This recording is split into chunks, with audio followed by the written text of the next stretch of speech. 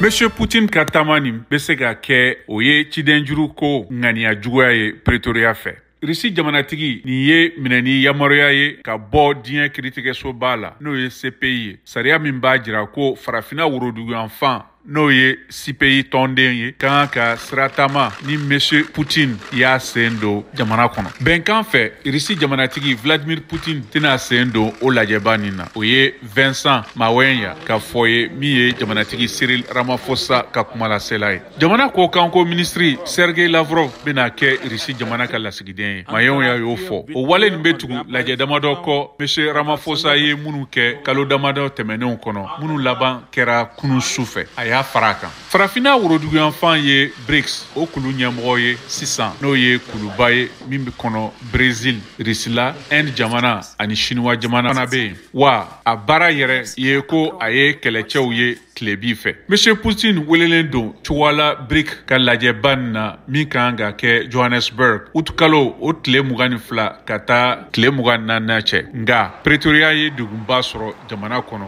ani diɲɛ kɔnɔ walasa a kana ladon. Jamana tɔw ɲɛmɔgɔw bɛɛ bɛna kɛ yen. Mawenya y'o fɔ. Monsieur Poutine bɛ ka jalaki CPI fɛ. O min b'a jalaki ko a ye Ukraine denmisɛnninw gɛn ka bɔ jamana kɔnɔ sariyatigɛ la. Kiiritigɛso sɛbɛnw kɔnɔ minnu bɔra tarata don Ramaphosa y'a sɛbɛn ko Poutine nɔminɛni tun bɛna kɛ kɛlɛ laseli ye Risi jamana kan. Kremlin ka kumalasela Dmitry Peskov o ɲininkara n'a sɔrɔla kɛlɛ waati daɲɛw kɛra jamana fila ninnu ka kumaɲɔgɔnya la. Ayi, o tɛ mɛnni ye, a y'a jaabi.